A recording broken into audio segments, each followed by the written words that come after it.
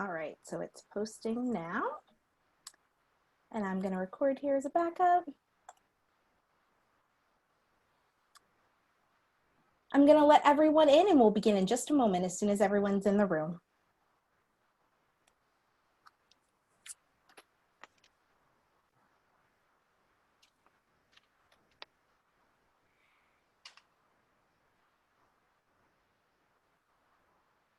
Good morning. There's just a few more people coming in the room. We'll begin in just a moment.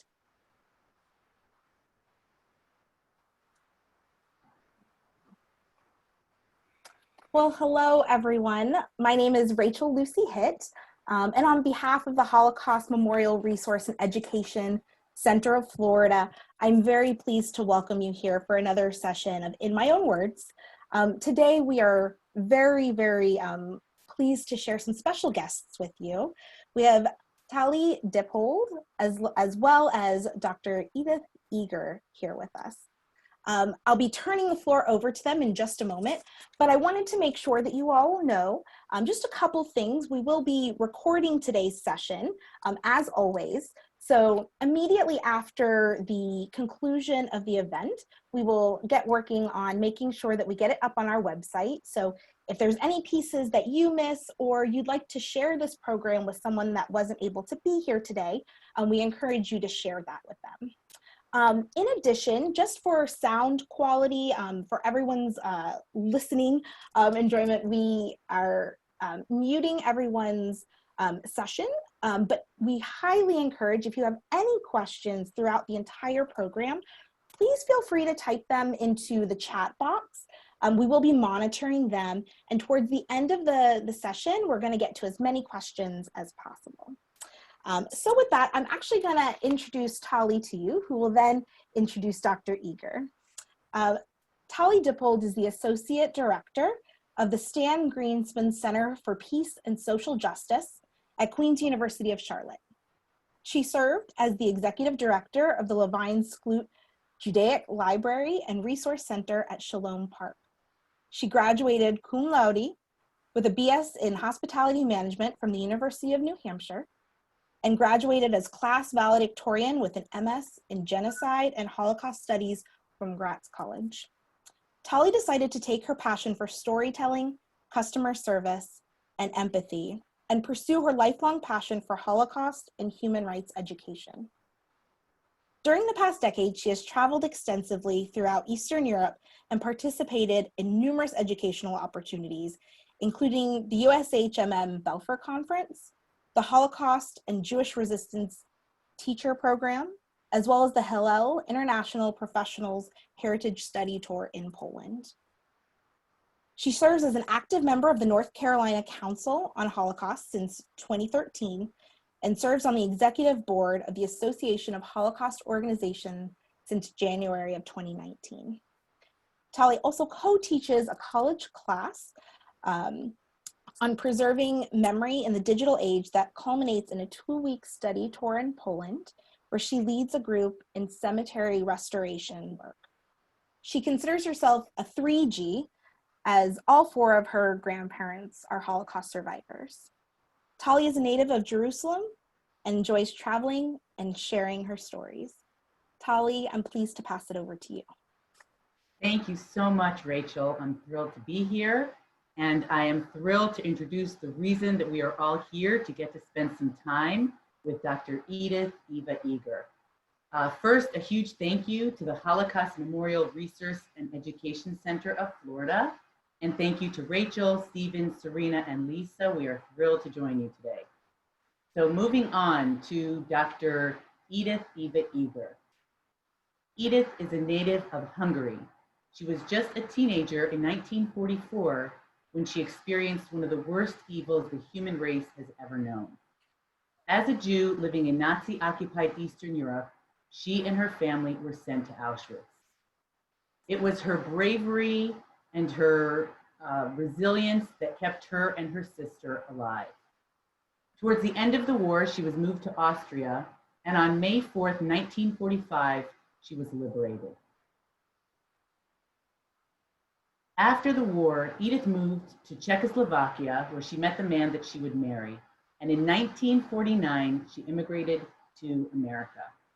She received numerous degrees in 1969 in psychology from the University of Texas, El Paso, and she pursued her doctoral internship at the William Beaumont Army Medical Center at Fort Bliss, Texas.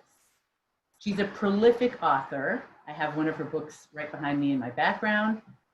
She has an incredible new book out that I highly recommend that we'll discuss later. And she has a clinical practice in La Jolla, California, where she joined us today. And she holds a faculty appointment at the University of California, San Diego. She's appeared on numerous television programs, CNN, The Oprah Winfrey Show, and she was the primary subject of a Holocaust documentary that appeared on Dutch national television. I am extremely fortunate that I've had the opportunity to spend time with her last year and early this year, and the lessons that I learned from Edie will stay with me forever. And a quick shameless plug that in April of 2021, we will be releasing a documentary that shares many of her stories with the world. And without further ado, I would love to welcome Dr. Edith Eva Eger. Thank you so much. As you were introducing me, it reminded me that I was on the advisory committee for the Veterans Administration. And as such, I would go to Washington, and every morning we would pass the Holocaust Museum. And I said to myself, I've been there, done that. But after 6 years, I arrived on Sunday, and I thought, okay, well, maybe it's time. So I went to the Holocaust Museum. I don't know if you've been there, but they take you to the 4th floor. And I was looking for the GIs because I was liberated by the 71st Infantry. And you know what? I found a man who liberated me. Recently, just now on 60 Minutes. And so we have a wonderful relationship. And he was 18 and I was 17 when we were liberated.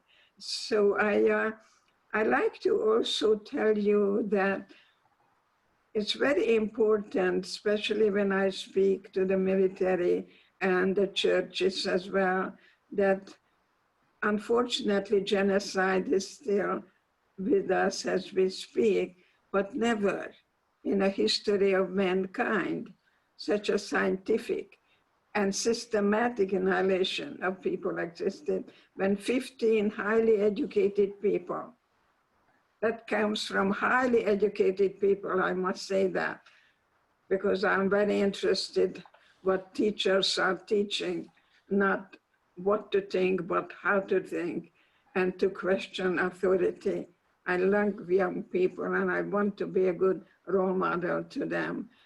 So what happened that after one day, they celebrated, they can put 30,000 Jewish people into the oven in one day.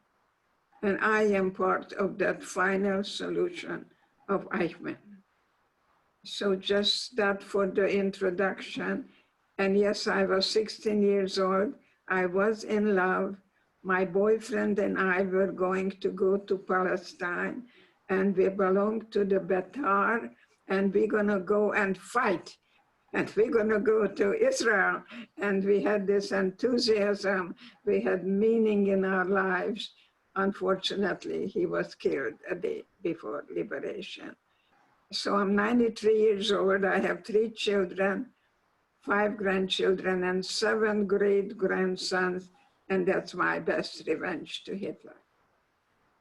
That was beautiful, Edie. And I will mention that the liberator who you recently met will also be part of the documentary. So you'll have a chance to see Edie interact with the liberator, which is remarkable.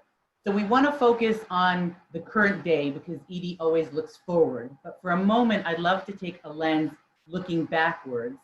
And I'd love for you to share a little bit about your childhood in Hungary, your parents and siblings, and then how things changed rapidly in your life at that young age.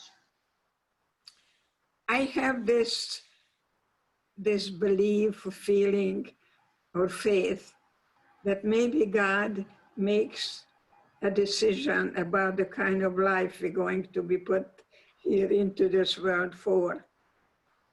It's kind of planting a seed, and then how I will watch it grow. That's why I tell people, are you a good mommy to you?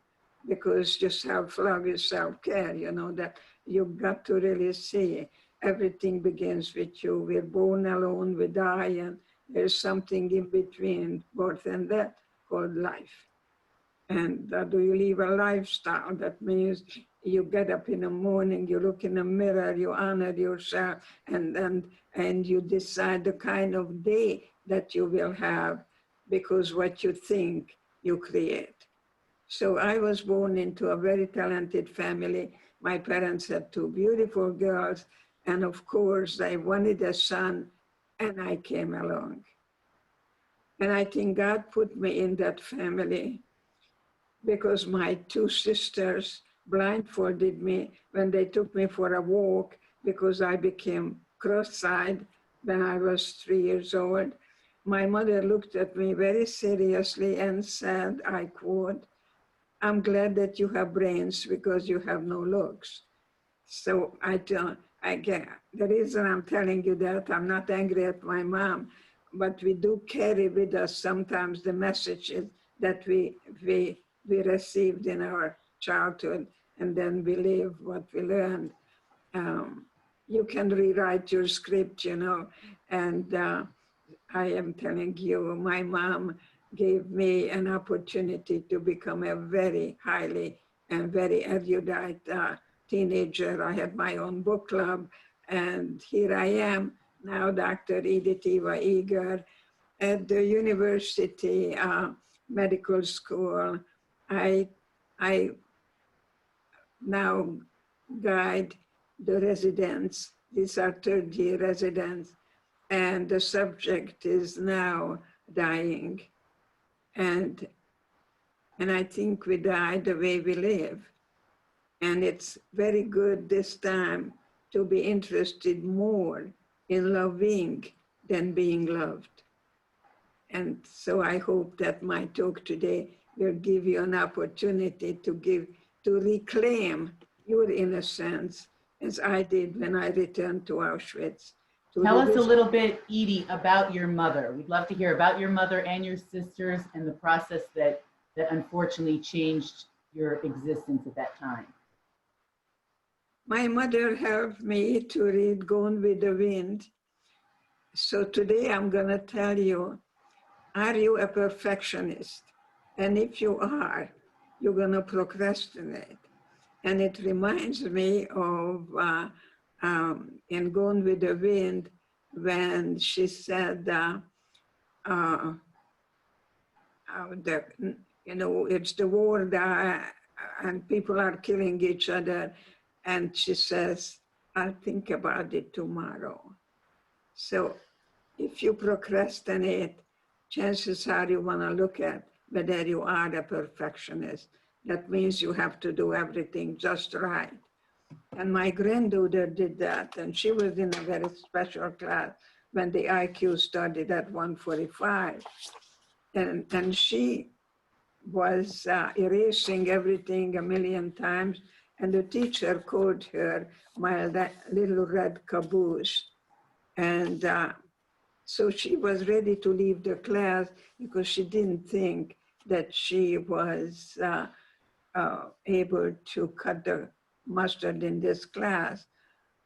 And this is the first time I told my precious Lindsay about Auschwitz and what I have discovered, and not to allow a teacher to define who she was, that she's beautiful.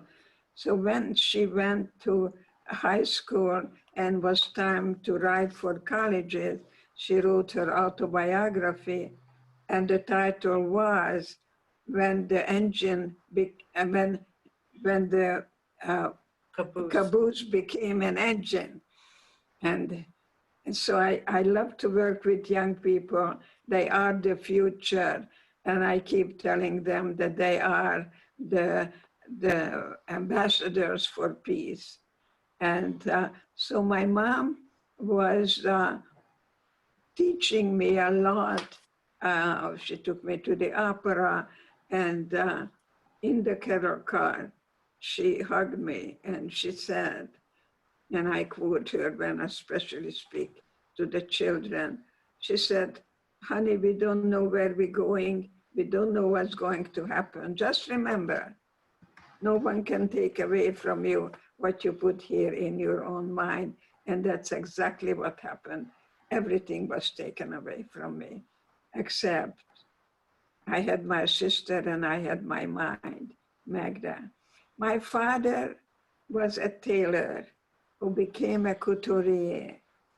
And she looked at me and said, when you grow up, you're gonna be the best dressed girl in town. And guess what? I am. You Papa, definitely are. watch me. Yes, I am.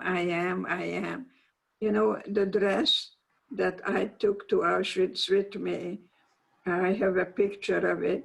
It had 2 bows on it.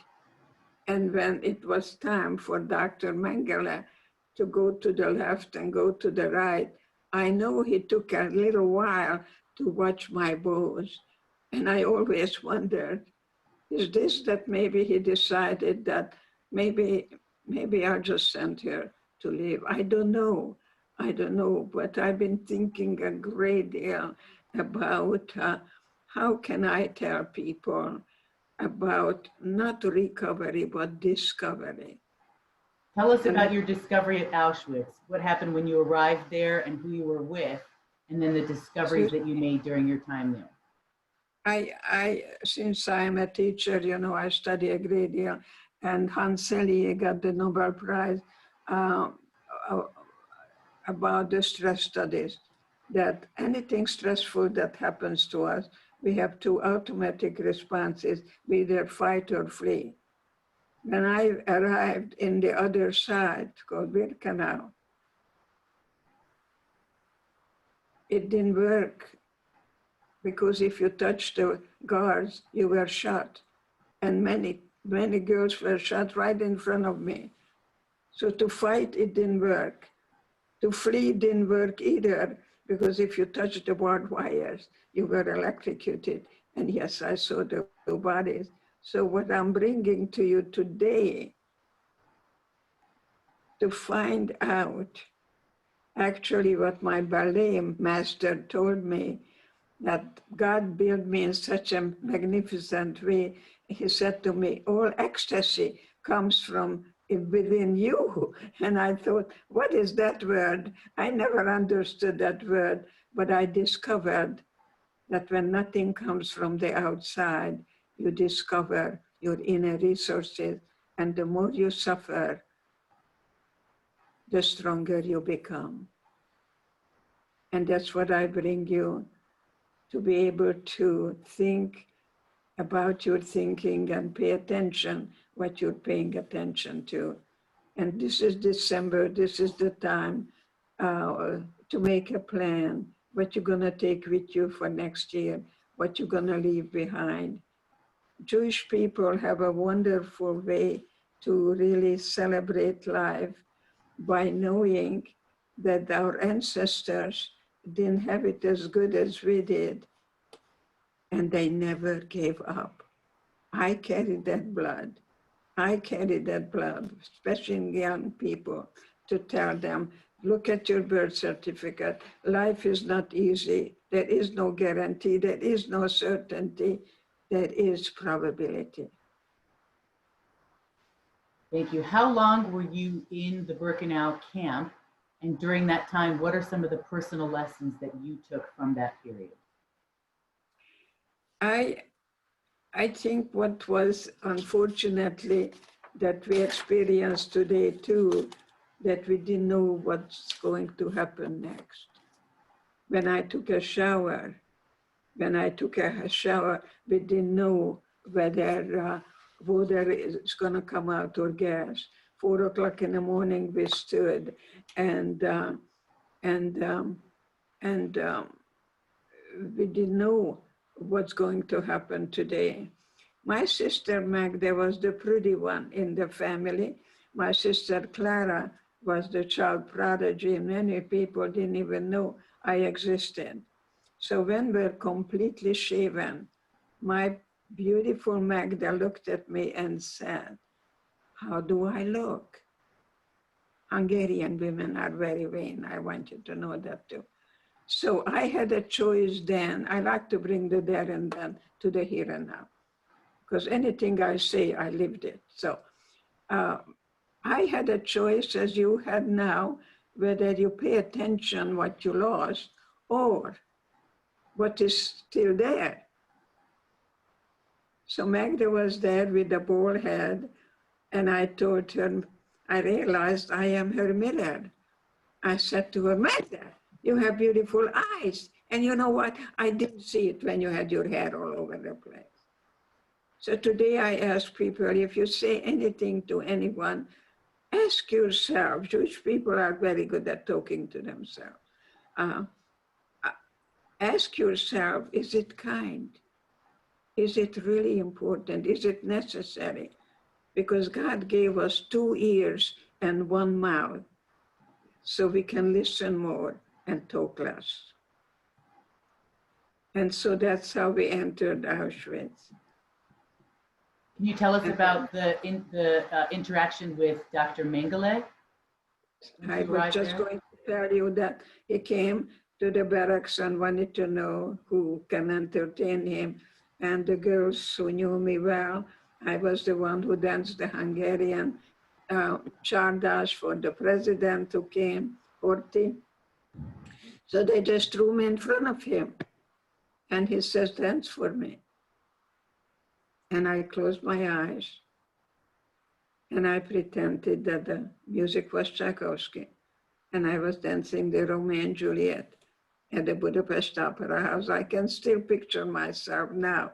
And I knew the routine. And I start with a high kick. I can still do the high kick for you. I start with a high kick and I go up with my left foot and I go down to a split right away, you know. And he just was very, very taken by the way I was dancing. And I was dancing for my life. And so I was begging God, please don't choose me to be the next one, because he was choosing who to take to the gas chamber. And so you never knew what's going to happen next. So instead of fight or flee, we had to learn how to accept.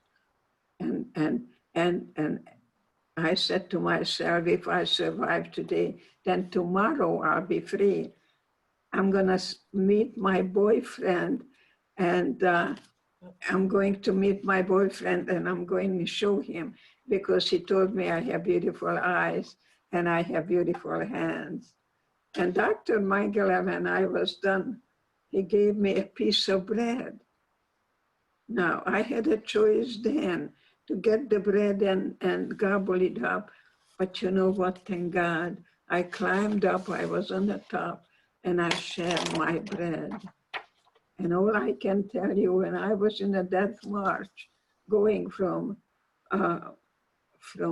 in Austria, from Mauthausen to Gunskirchen, when you stopped, you were shot. I revisited that place, every place, including Auschwitz. And I was about to stop.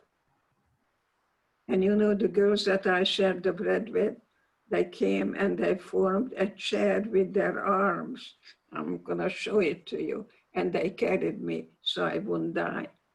All we had was each other then, and all we have is each other now. Beautiful. Beautiful, thank you. Can you share a little bit about liberation? You mentioned the Death March. Tell us a little bit about liberation. Yes, my liberation, actually, when I was on Oprah, and she asked me, and I said, you know, I was among the dead, and somehow I felt a hand.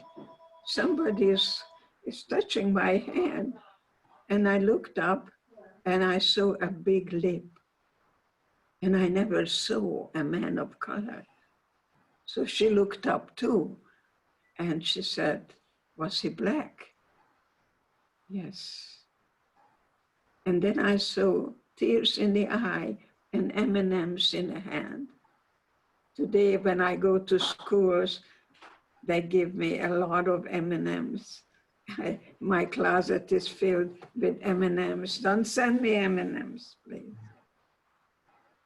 And that's how I was liberated. What is important as a psychologist, I tell you,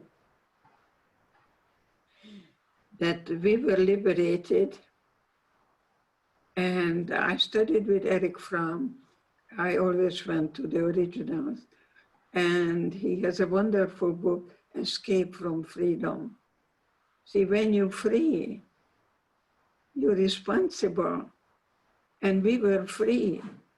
And we would go through the gate. I didn't because I was too weak, but I was observing people coming back and sitting down.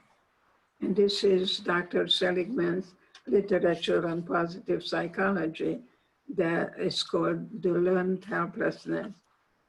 And when I was helping battered wives to build transitional living centers, this is what I found out, that the husband brainwashes his wife that without him, she's nothing, and she believes it. So he beats her, she leaves, and anywhere from 7 to 15 times, she keeps coming back. So you have to question authority rather than ever blindly adhere to authority.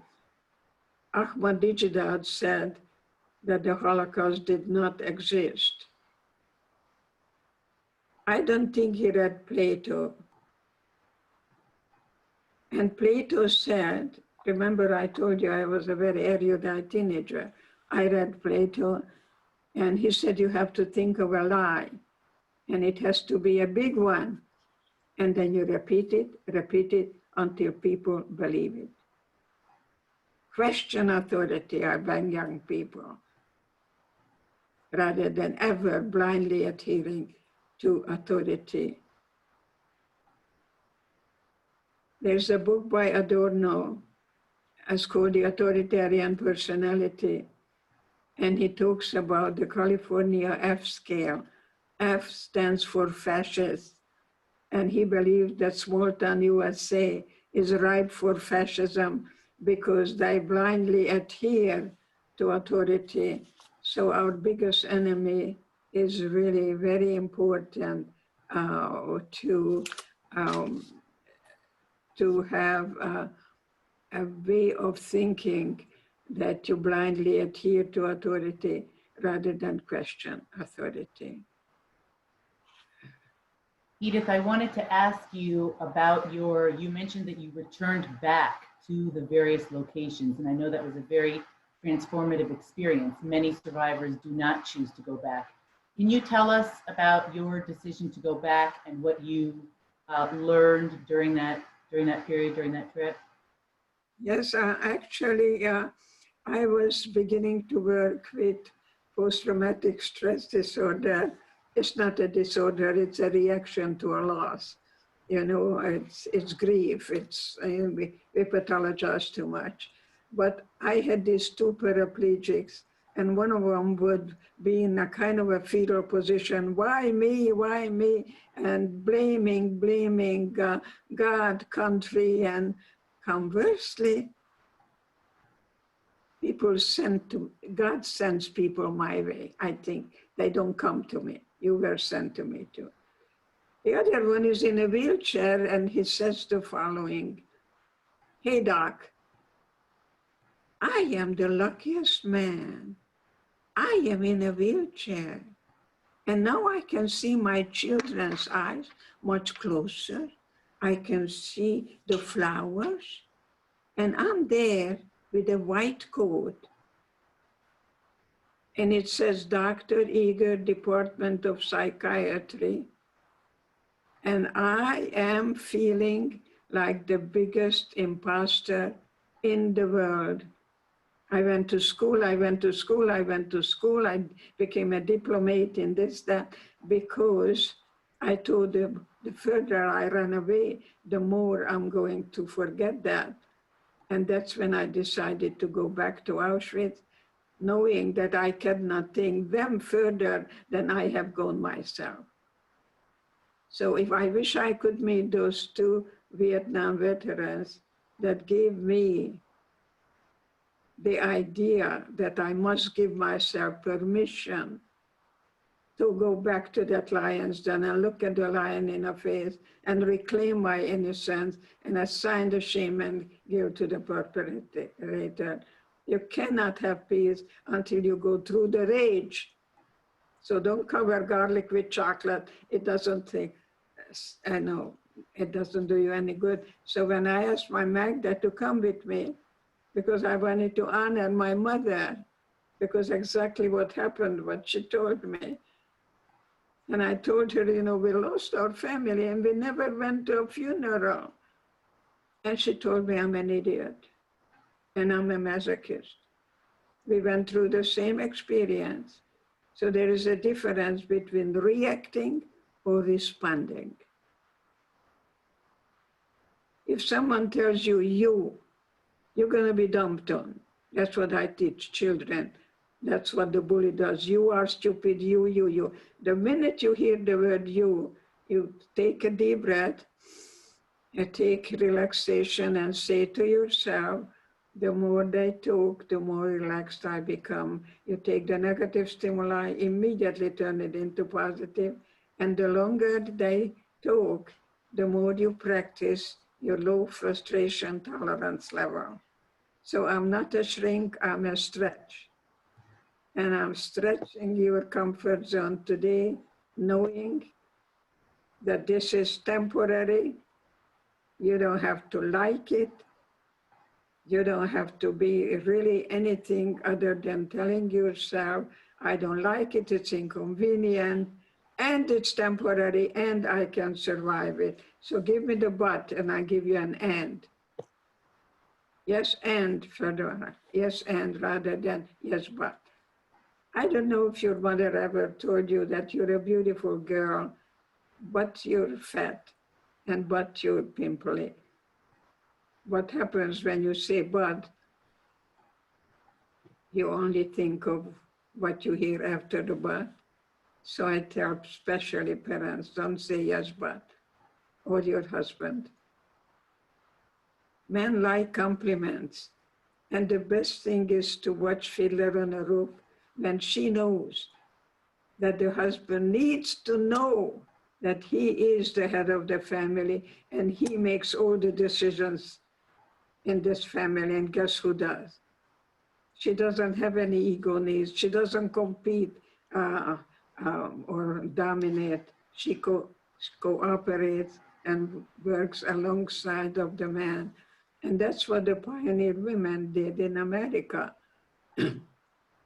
They went together as a team. And I like the modern marriages when they both get up in the morning and they both cook together and wash the car together and they work as a team. I have two daughters and myself, I am a working mother. The children don't do what we say, they do what they see.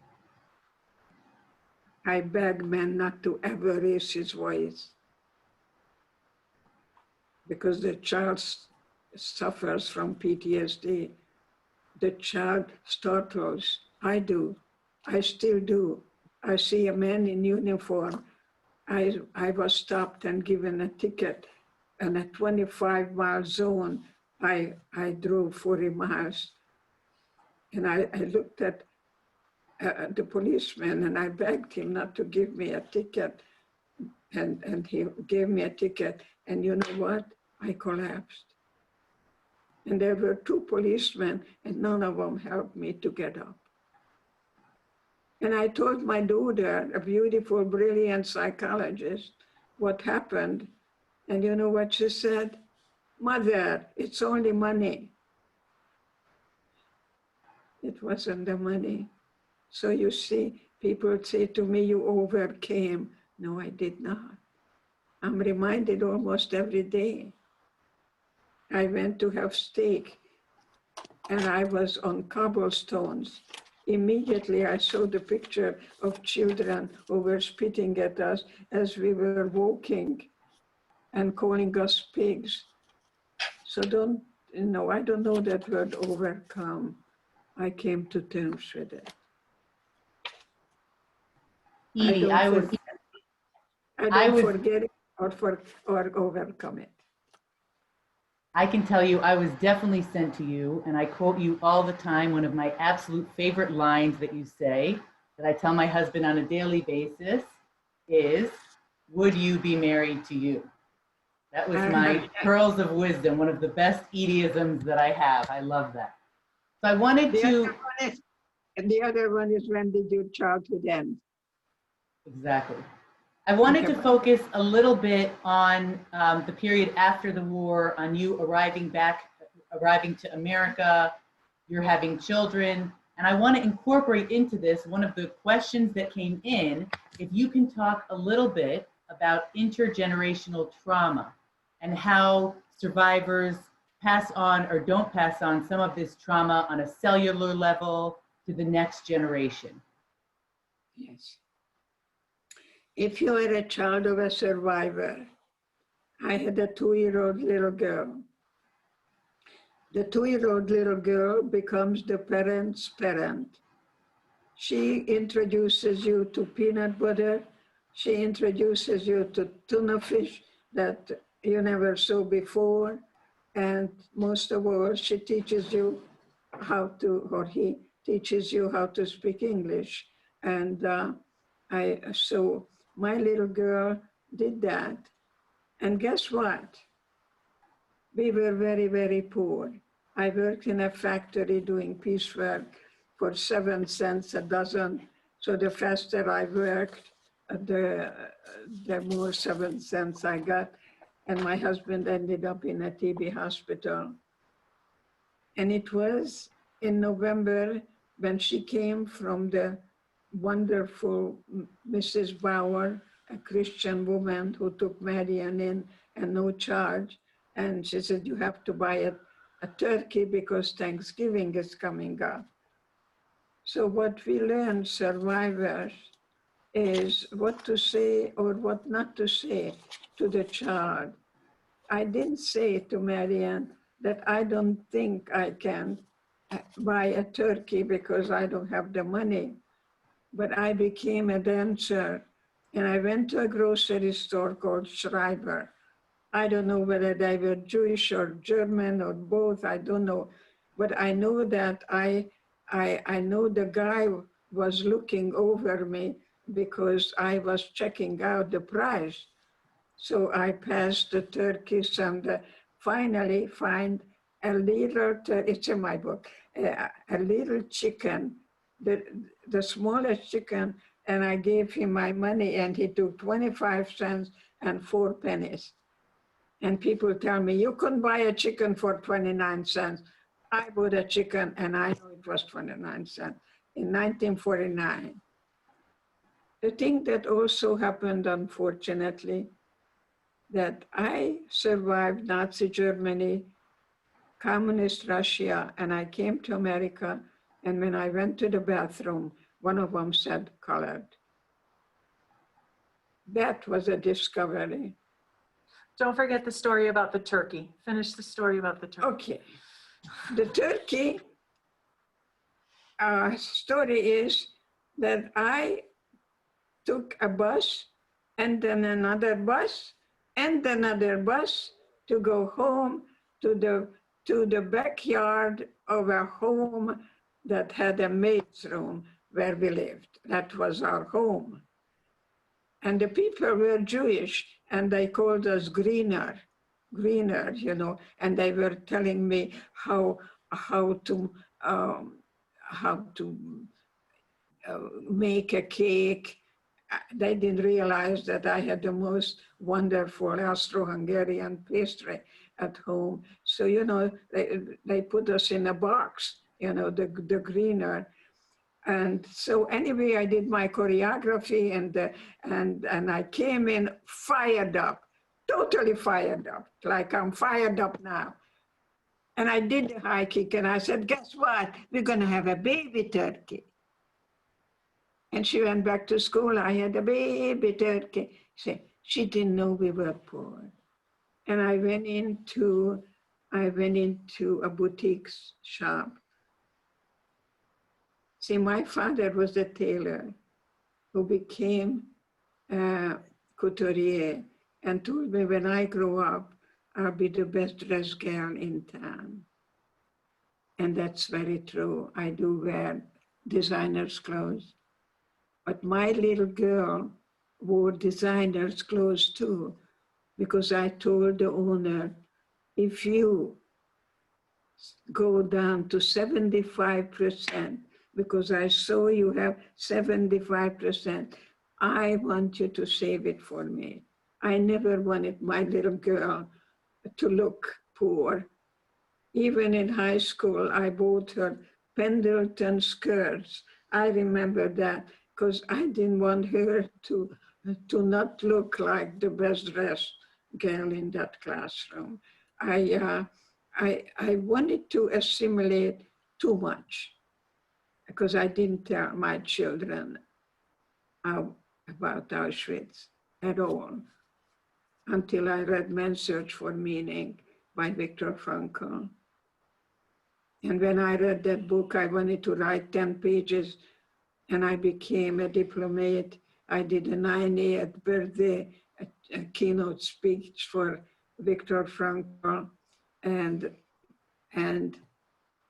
for many years, people asked me to write a book and I would say, I have nothing to say.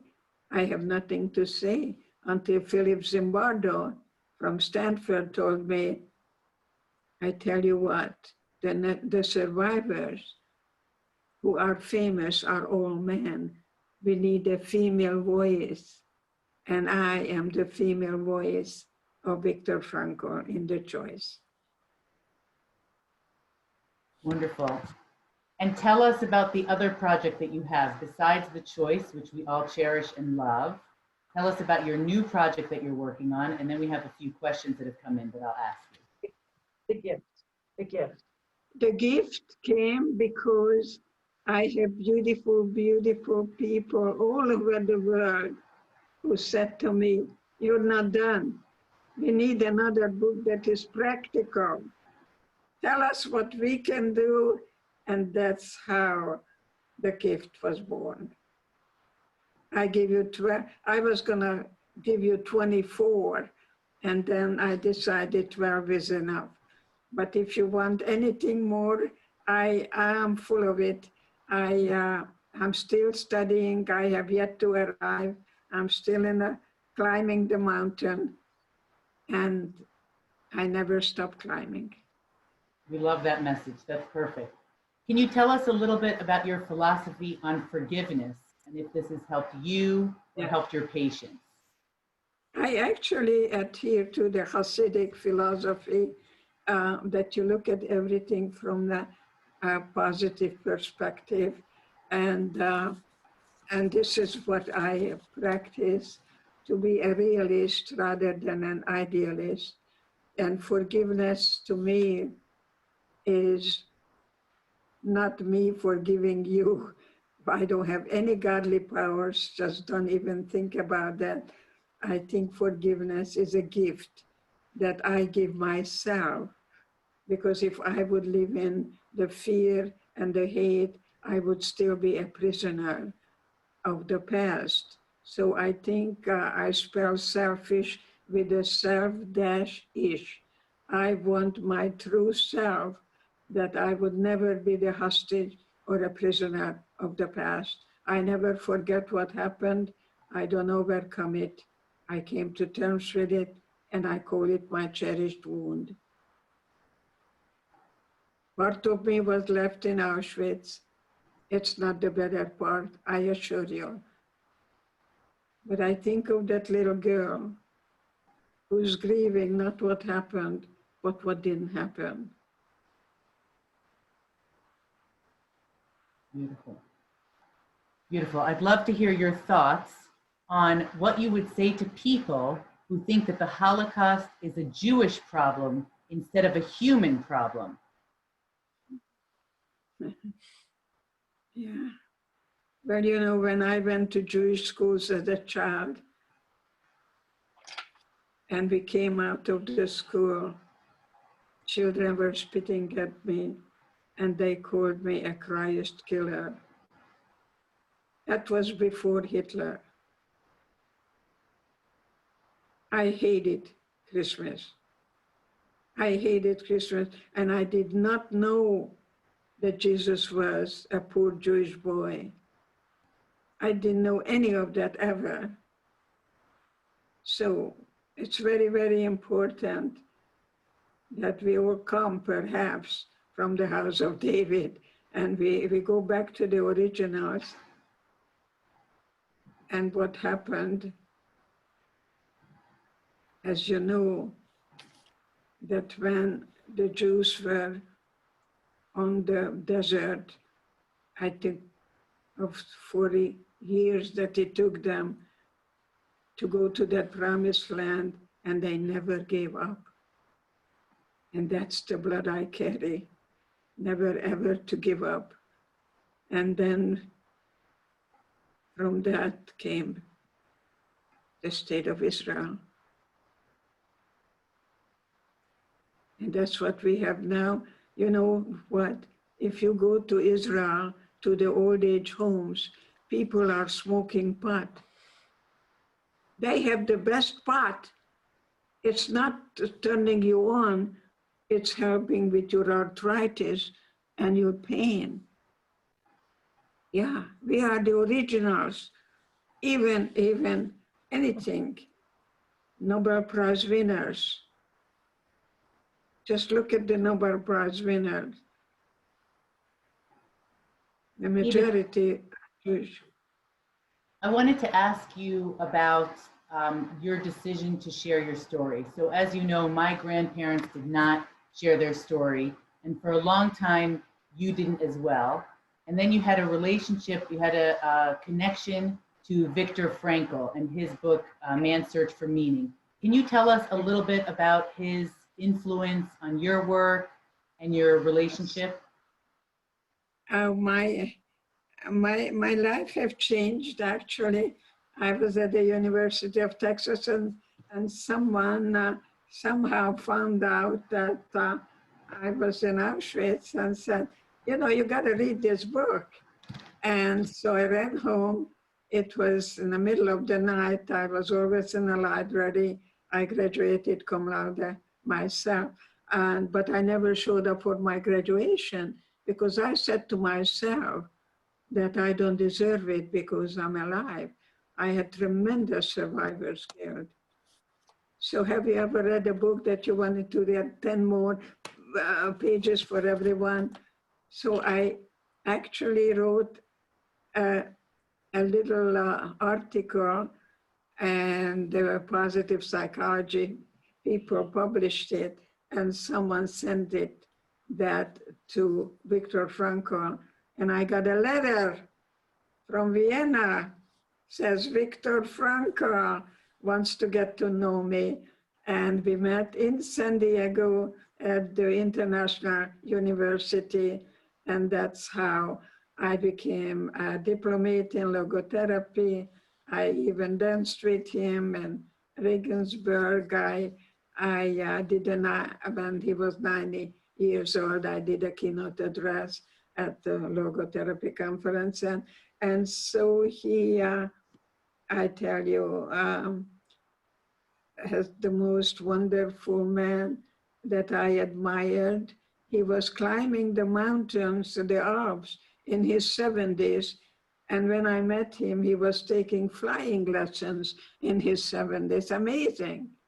Really, truly a Renaissance man. Thank you, beautiful. Hero.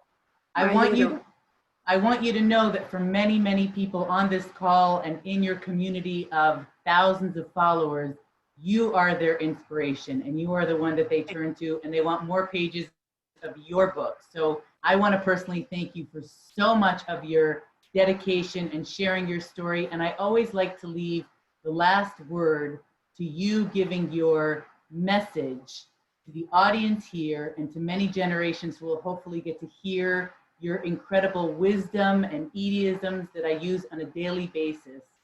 What can you tell us about how you live your daily life that we can use as inspiration? Because you are very inspiring.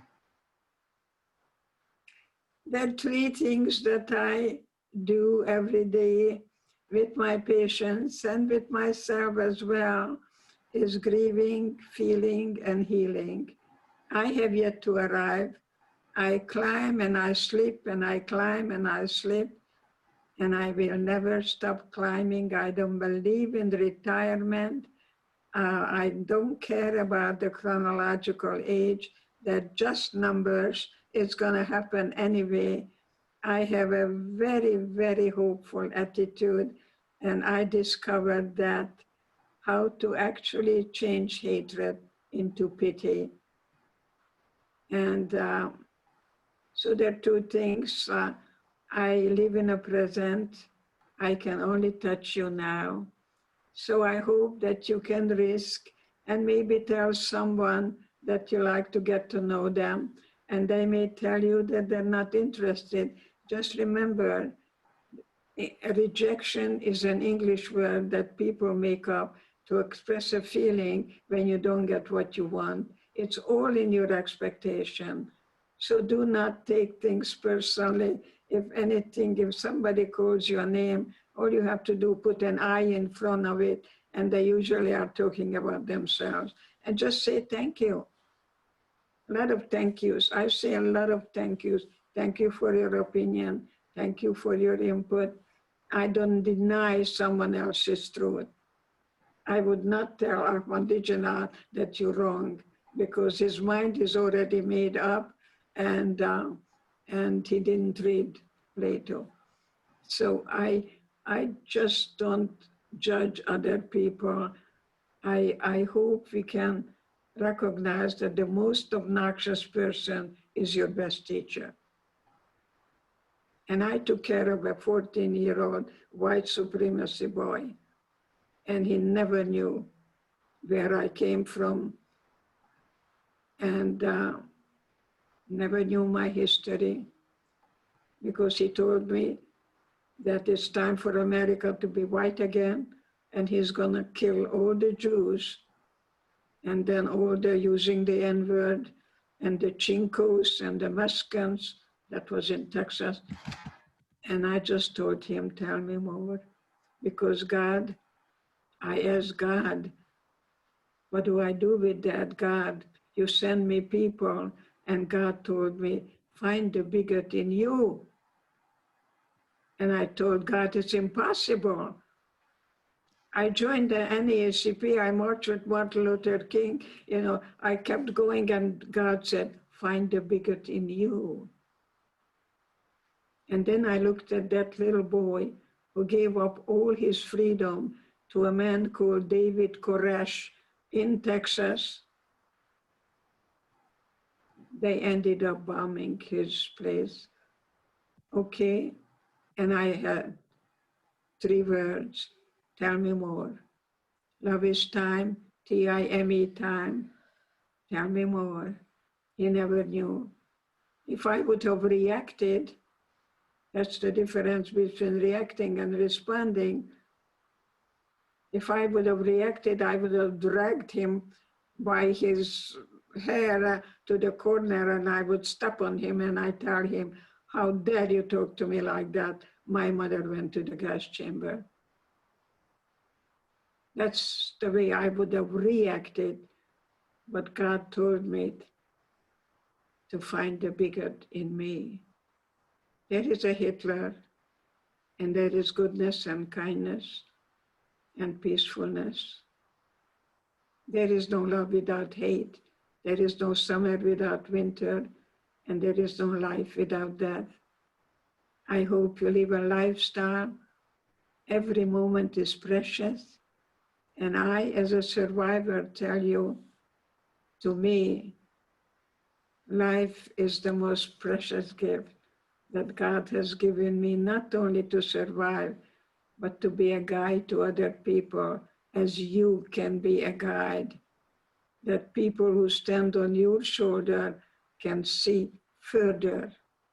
And that's what my wish is, that the young people I carry me with them and do everything in their power that the children and grandchildren and great-grandchildren will never experience what I did. I owe it to my parents. And one of the most beautiful Jewish gift of God is the gift of memory that we celebrate.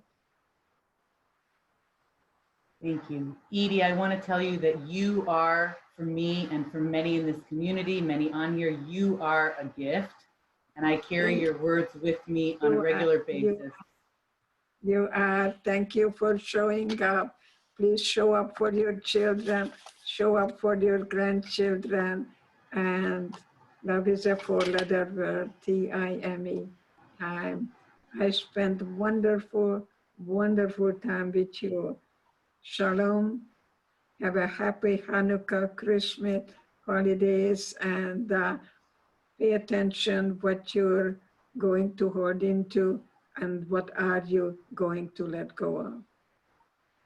Thank you, Edie. Stay healthy, and we're all sending you a lot of love and happy holidays. I want to be healthy for you too. Thank you. Bye-bye. Bye. Thank you, Tali. Thank you, Dr. Eger.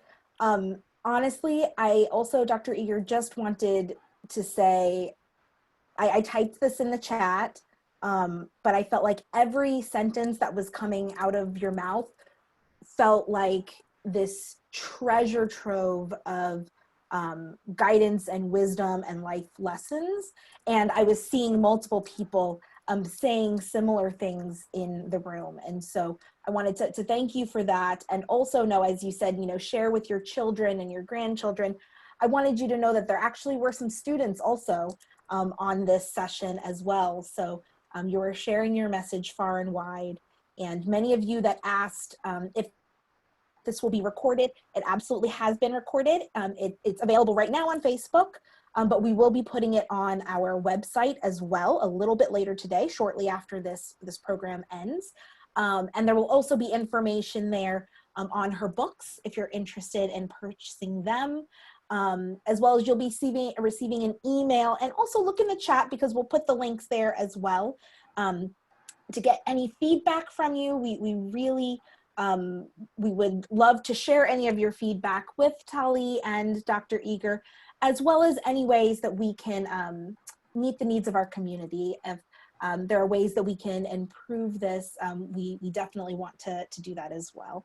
And lastly, if you like these programs and you find them as meaningful as I do, especially this one, please consider making a gift to the center so that we can continue to provide these kinds of programs to the community at no cost. Accessibility is very important for us. So thank you all very much for being here. Again, Tali, wonderful job. So nice to have you here.